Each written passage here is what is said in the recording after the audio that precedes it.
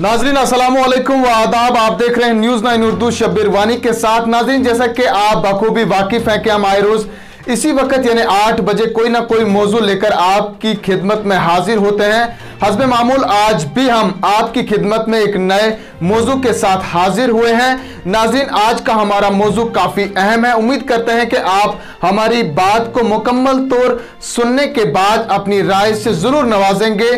नाजरीन, तो लंबी तमहीद में ना जाते हुए सीधा मौजू पर आते हैं। आज का हमारा मौजू है खबासत में कबाहत है तो सहाफत में क्यों घुसे। खबासत में कबाहत है तो सहाफत में क्यों घुसे। नाजरीन, यूं तो मीडिया को अवामी आवाज यानी उन मजलूम लोगों की आवाज से ताबीर किया जाता है जिनका कोई पुरसाने हाल नहीं होता, जो सियासत और ब्यूरोक्रेसी की लापरवाहियों और बेज़ाब्तियों की बेट चढ़े होते हैं। ऐसे में मीडिया यानी ज़राए अबलाग ही एक ऐसा वाहिद जरिया था जो मजलूमों, बेकसूं, लाचारों और मजबूर लोगों की आवाज बनकर अरबाब हल अक़द की बुनियादें हिला डालता था और उन्हें मजबूर कर देता था कि आईन ने उन्हें जो जिम्मेदारी सौंपी है वो किसी तरह से निभानी है। नाजरीन, समझने की यहाँ जरूरत यह भी है कि मौजूदा दौर में मीडिया की जो तस्वीर हमारे सामने है वो बिल्कुल इसके बरक्स है और आज का मीडिया अवामी मसाइल को उजागर करने में अपना किरदार 0% निभा रहा है, बजाय इसके कि वो अवामी मसाइल में मुश्किलात का बाइस भी बनता जा रहा है। मीडिया का किरदार ये होना चाहिए था और उसकी जिम्मेदारी भी यही थी कि वो हकायक को सामने लाकर झूठ का पर्दाफाश करके सरकार, इंतजामिया, अवाम के बीच दूरियों को कम करने की कोशिश करता। लेकिन अफसोस के साथ यह कहना पड़ रहा है कि यहां हमारे मुल्क में उल्टी गंगा बह रही है और इस उल्टी बहती हुई गंगा में मीडिया कश्ती पर सवार होकर किसी मदारी का खेल खेलता जा रहा है। मीडिया नफरत की दुकान चलाता जा रहा है। अपनी तमाम तर सहाफती जिम्मेदारियों को बालाए ताक रखकर मुस्लिम दुश्मनी का जो नंगा नाच मीडिया अदारे खेल रहे हैं वो मुल्क के हिंदू मुस्लिम भाईचारे को बसम करके रख देगा। आपने देखा होगा और मैं भी आपको समझाने की कोशिश करूंगा कि किस तरह की खबरें हमारे मुल्क का मीडिया दिखाते जा रहा है। हर बीमारी की वजह मुसलमान, हर हादसे का बाइस मुसलमान, मुल्क में किसी भी जगह सैलाब आए तो जिम्मेदार मुसलमान, खुशहाली हो जाए तो जिम्मेदार मुसलमान। अफसोस के साथ यह भी कहना पड़ रहा है कि आसमान से ओले बरसे या सरहद पर गोले बरसे, कसूरवार मुसलमान ही है। जलजला दिल्ली में हो या राजाबाद में, साजिश मुसलमान की ही थी। अफसोस के साथ यहां यह भी कहना पड़ रहा है कि मुल्क के शरपसंद तबके की हर दर्द की दवा सिर्फ और सिर्फ मुसलमान ही है। हद तो यहां तक हो चुकी है कि वो जब चाहें कोई भी ड्रामा रचाकर मुसलमानों को आसानी से बदनाम कर सकते हैं। मुल्क में फस्ताइयों का दौर दौरा है। उनका मिशन है कि किसी तरह से मुल्क में एक बड़े तबके को बदनाम किया जाए। इखलाकी तौर गिरे इन फस्ताई जहनियत के लोगों को ऐसे शर्मनाक कारनामे अंजाम देने में कोई शर्म महसूस नहीं होती, बल्कि बड़े फख्र से मुल्क में हिंदू मुस्लिम जंग का ऐलान किया जाता है।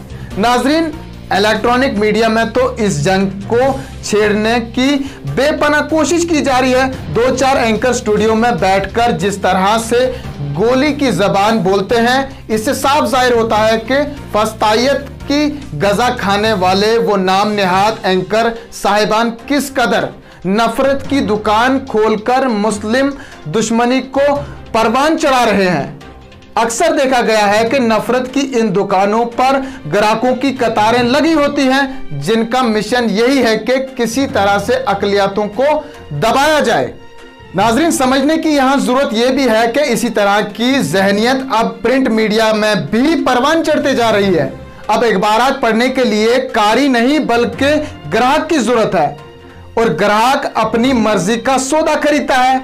फिर दुकानदार का क्या कहना, वो तो यूं भी ऐसे ग्राहकों की तलाश में होता है जो उसका सौदा खरीदे जिसमें सिवाय नफरत और जहर अफशानी के कुछ भी नहीं होता।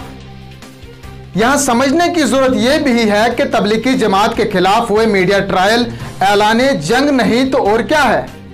निजामुद्दीन मरकज को गोदी मीडिया ने फिरका वाराना रुख दिया। तबलीगी जमात से मुतल्लिक प्रिंट और इलेक्ट्रॉनिक मीडिया की रिपोर्ट ने पूरी मुस्लिम कौम को निशाना बनाया और मुसलमानों की तौहीन और दिल आजारी की।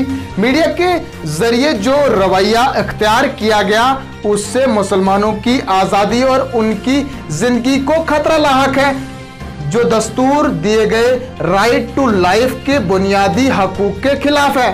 बेशतर न्यूज चैनलों और अखबारात में कोरोना जहाज, कोरोना दहशतगर्दी या इस्लामी बुनियाद परस्ती जैसे जुमलों का इस्तेमाल बगैर किसी डर खौफ के किया जा रहा है। मीडिया के नाम पर नफरत, तासुब, बुग़्ज़ और कीना की दुकान चलाने वालों ने कोविड-19 को फैलाने के लिए मुसलमानों को जिम्मेदार ठहराया। झूठी और जाली वीडियो नशर की गई। निजामुद्दीन वाक़े की कवरेज करते हुए एक खास तबके को निशाना बनाया गया। मुसलमानों के खिलाफ नफरत की यह पहली कोई मिसाल नहीं है।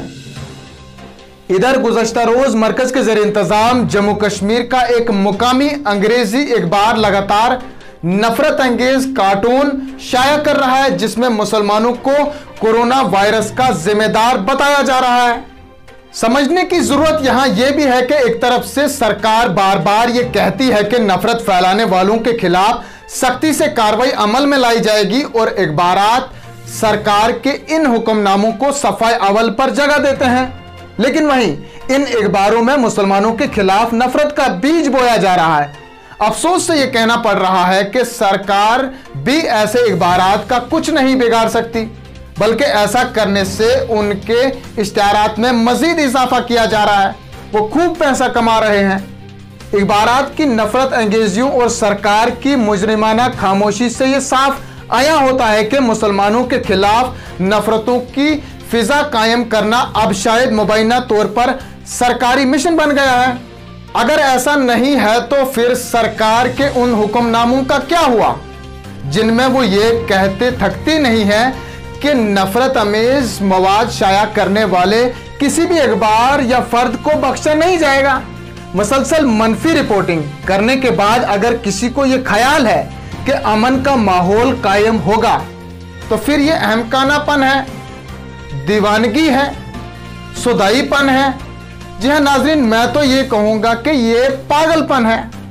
सरकार को चाहिए कि वो तासुब की ऐनक उतारकर ऐसे अखबारात पर पाबंदी लगा दे जो नफरतों की दुकान खोले हुए हैं, वगरना ऐसे माशरे में, ऐसी तहजीब में, ऐसे माहौल में, ऐसी फिजा में और ऐसे जमाने में ये कहना कि अभी भी हिंदू मुस्लिम भाईचारा बाकी है, वो सहर, वो कहर, वो शरो शरारत है जिसको देखकर और समझकर हम कभी सरसर को साबा और जुल्मत को जिया नहीं कह सकते।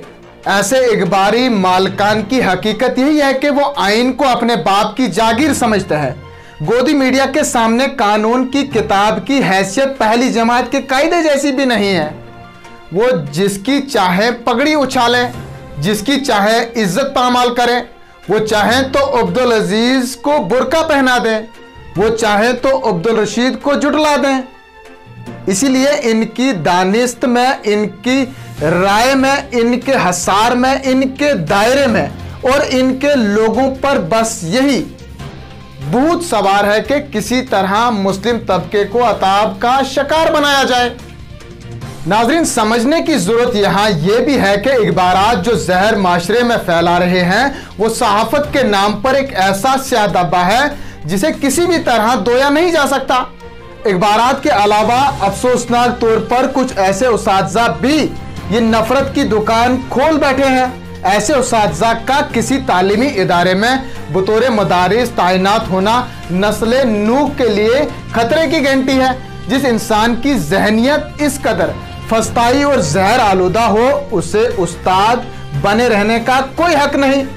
नफरत की ये दुकानें सजाकर बैठने वाले लोग भले ये सोचते होंगे कि वो मुल्क का भला कर रहे हैं, लेकिन असल में वो मुल्क का शिराजा बखेरने का जरिया बन रहे हैं। और अगर कल को खुदा न खुवास्ता कल को इस कबील के लोगों की वजह से मुल्क की वहीदत खतरे में पड़ गई तो तारीख उन्हें माफ नहीं करेगी, क्योंकि मूर्ख कभी किसी को माफ नहीं करता। और वो लिखेंगे कि जहनों में खबासत रखने वाले लोगों की वजह से इस मुल्क में भाईचारे की कबाचाक हुई और मुल्क के लोग मजहब, रंग व नस्ल और जात पात के नाम पर एक दूसरे के खून के प्यासे हो गए। नाज़रीन, आपको यह बता दूं कि जो अहम मौजू लेकर हम आपकी खिदमत में हाजिर हुए थे, इस मौजू के लेखक जम्मू कश्मीर के उभरते हुए नौजवान कलमकार एम शफी मीर हैं। इनकी ये तहरीर गुज़श्ता रोज मुआक्किर रोजनामा कश्मीर उज़्मा में भी शाया हो चुकी है, जिसे बेशुमार लोगों ने सराहा और बेबाकी के साथ लिखने पर मजमून निगार के ताईं नेक ख्वाहिशात का भी इजहार किया। नाजरीन, इसी के साथ अपने मेजबान Shabbir Wani, script editor M Shafi Mir, video editor Danish Iqbal को दीजिए इजाजत। इंशाल्लाह कल फिर होगी मुलाकात एक नए मौजू के साथ, अगर जिंदगी ने वफा की। तब तक के लिए वासलाम, अल्लाह निगहबान।